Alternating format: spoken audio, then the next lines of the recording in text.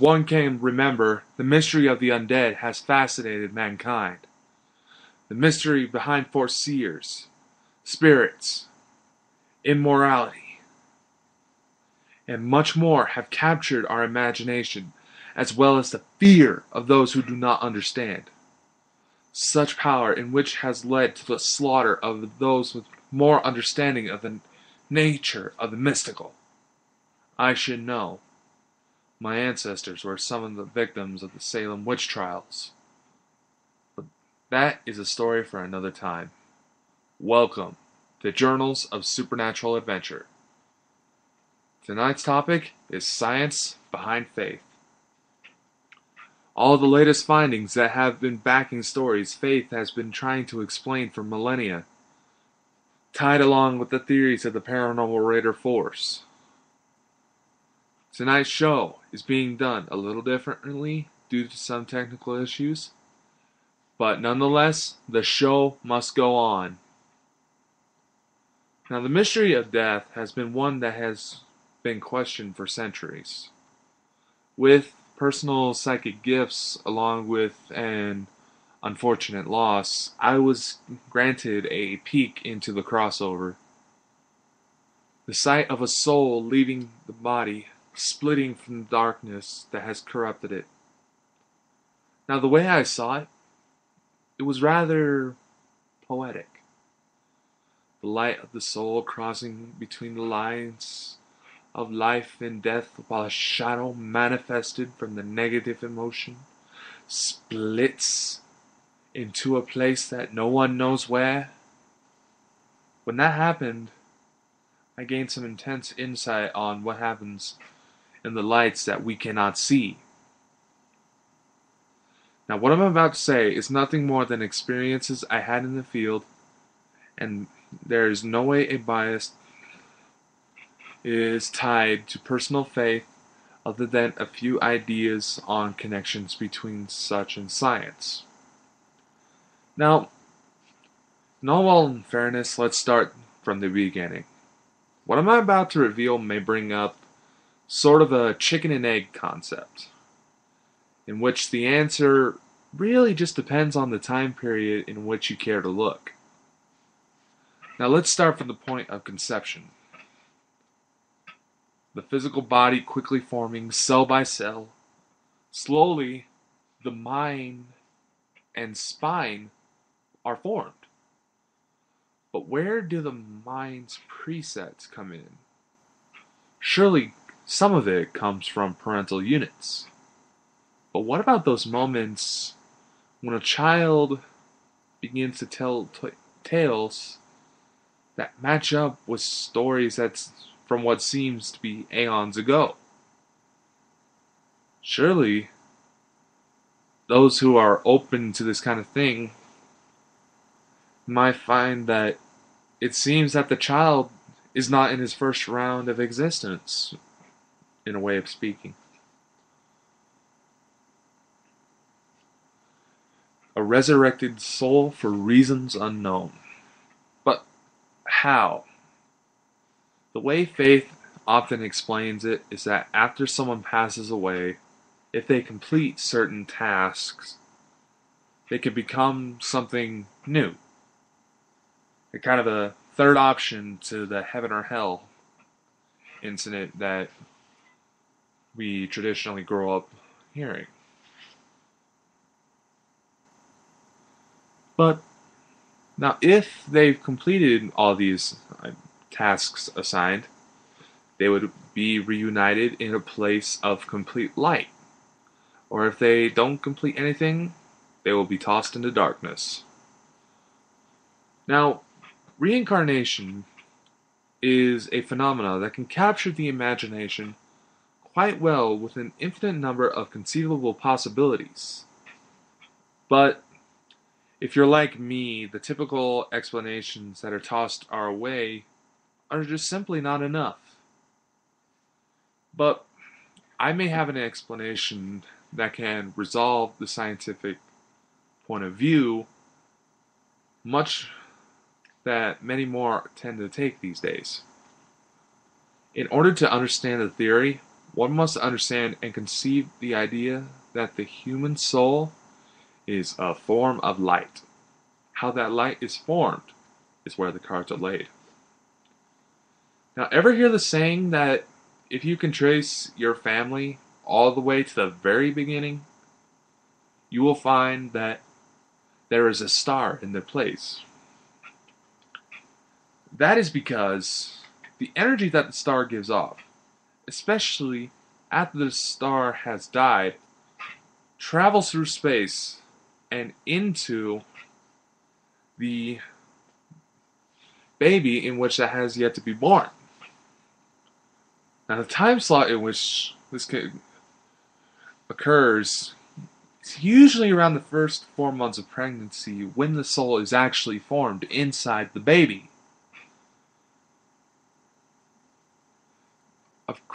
Now, this is possible because DNA is actually easy to manipulate under the right frequencies of light and sound. Now, the vision of the soul resurrecting into the new body is actually the soul manipulating that new body by implanting their morals, their memories, their talents, and so on. But the bodies are not selected at random. There is said to be a council for each person that helps determine their next life form. In a way, it is confusing, but to help draw out a better example, I'm going to toss out a scenario. So let's say young soul, the Chinese monkey catcher, dies of heart failure in 1423. When his soul leaves the body, he enters a room that is filled with about 10 people. It is here that young soul runs through the events of the life he had just left to determine what his next move is. Now, during the conversations with the council, the members he met with start recounting their own previous life experiences. Mysterious as it sounds, it is not that abnormal. Now, to me, it sounds like one of the options through resurrection can be to help other souls with their life decisions. Now, after careful consideration and thought, young soul decides that he should take a try towards being the owner of a large zoo. Just a random idea. Now, the council tosses around a few ideas for young soul to consider. Then, once everything is set, his soul is sent down into the body of a young boy. Young soul then transmits his memories, his knowledge, and talents into the child, who will then be born as Johnny. When little Johnny is born, he is welcomed into the world as a new person.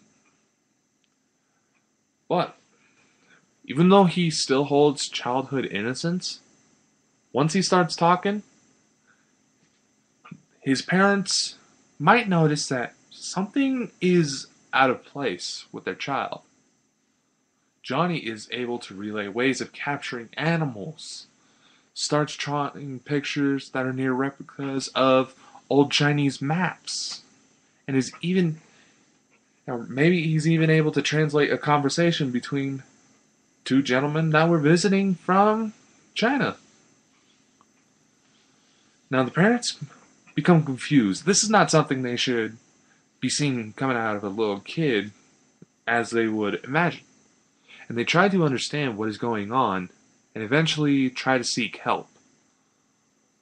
Not for a psychotic child, but to find out what may be going on in alternative methods.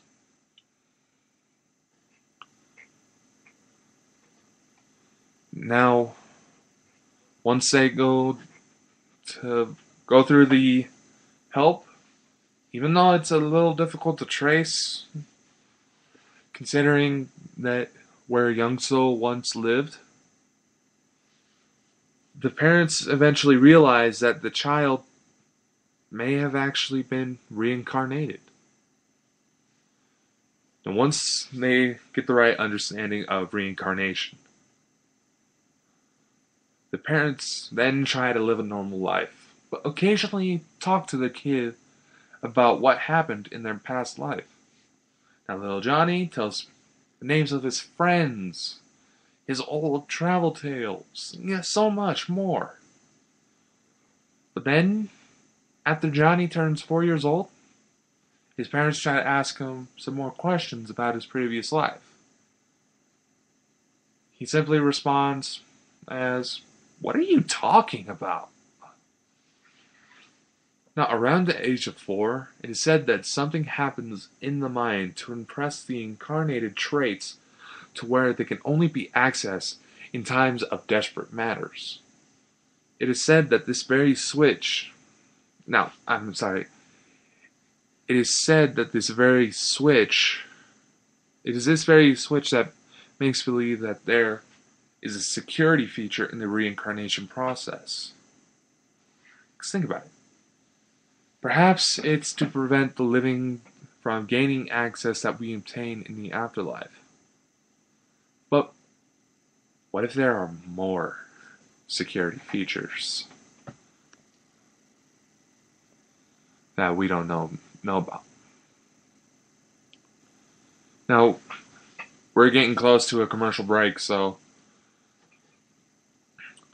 please remember that now you can tweet questions and comments about tonight's show using hashtag JSALive.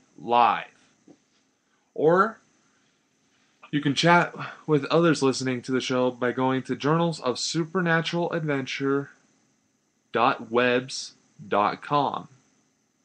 If you are listening to the show on Podomatic, you will be able to hear some of your questions be answered. See you after the break.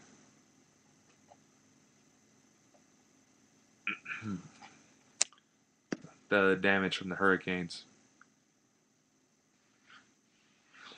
Anyway, here is a commercial provided by a paranormal author. Ghost hunters, don't waste your time doing background research at libraries. Learn to research smart from the convenience of your computer. Get the book Ghost Hunters Research Guide to Free Internet Sources by paranormal researcher Elizabeth Egan Cox.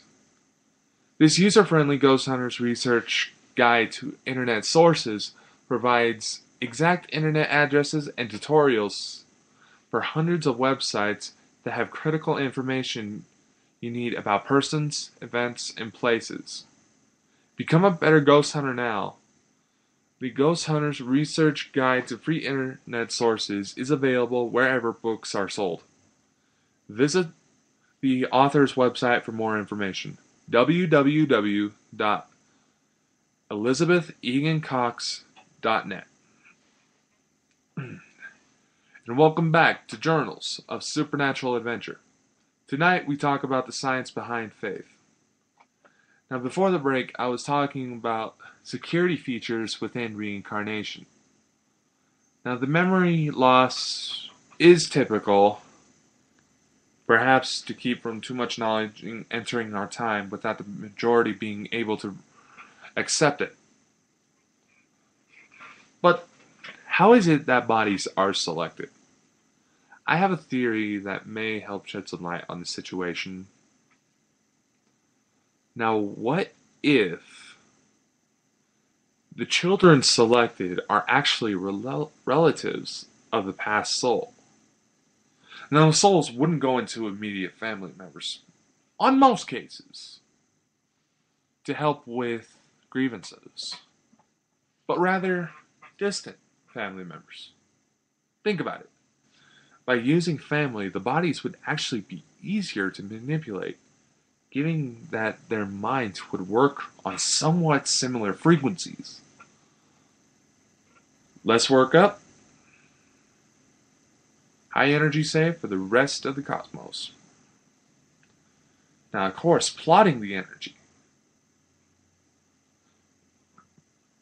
plotting the path of energy in which it can take in such a vast cosmos, in such a big area of the universe, that we have no idea what goes on beyond what we can see with our telescopes.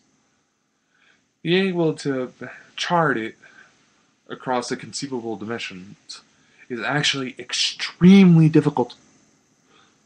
But yet again, the explanations lie in various ties to other phenomena.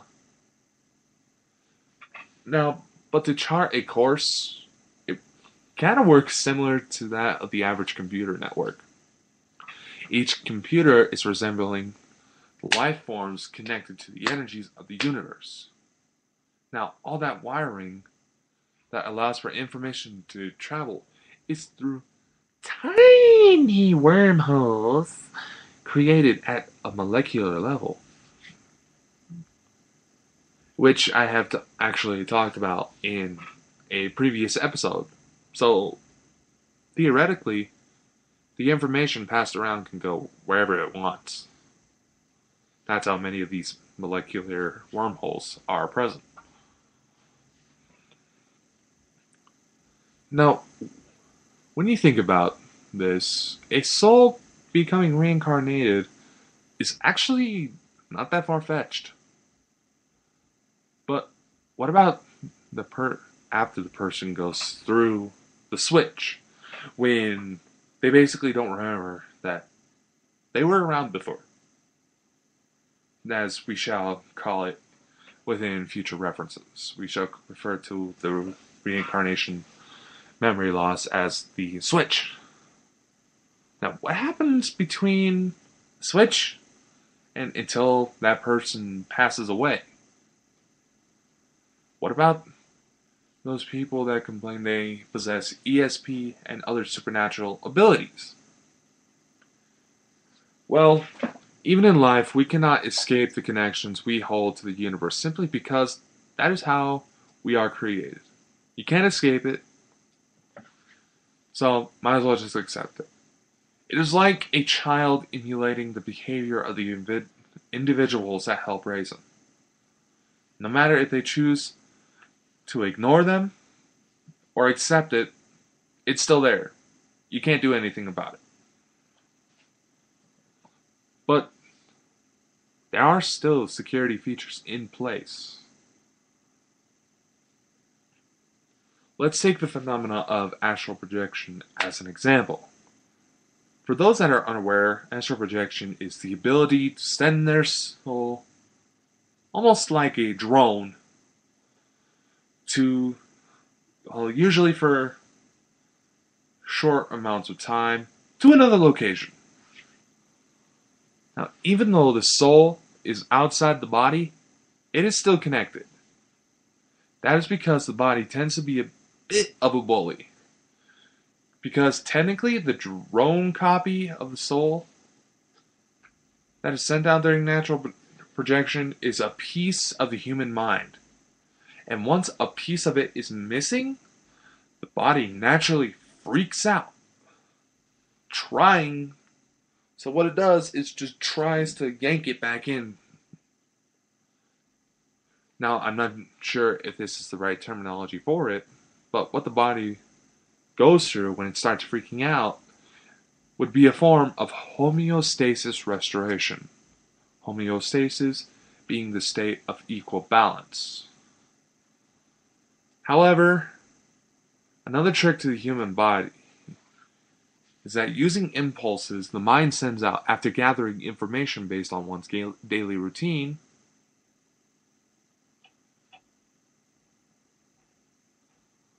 in fact, the mind actually stores that information into one's DNA, allowing it to pass on into later generations in the physical body. And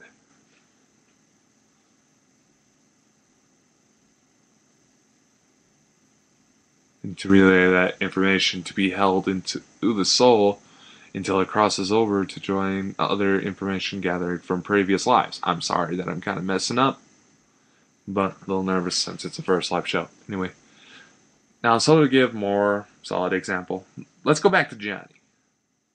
Let's say Johnny is about 16 years old. and he starts claiming that he is able to see the future.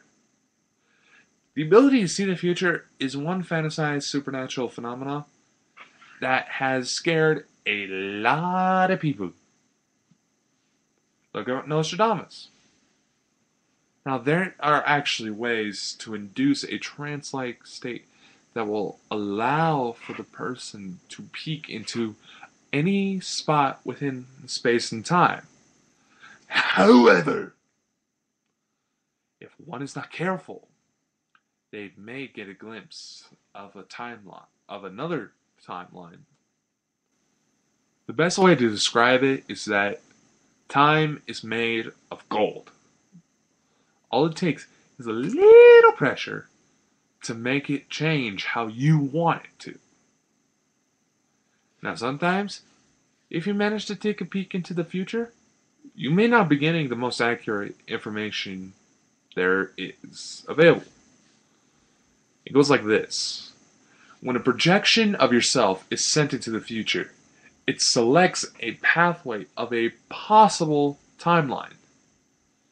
The actions you take and the actions of others around you will affect which timeline you actually enter. Those actions in the various timelines will eventually create alternate universes. Now, it won't necessarily mean that there's a universe where dogs are the dominant species, but you get the picture. Is it possible to travel between these universes, though? Yes! In fact, we travel between universes on a daily basis, whether willingly or unwillingly.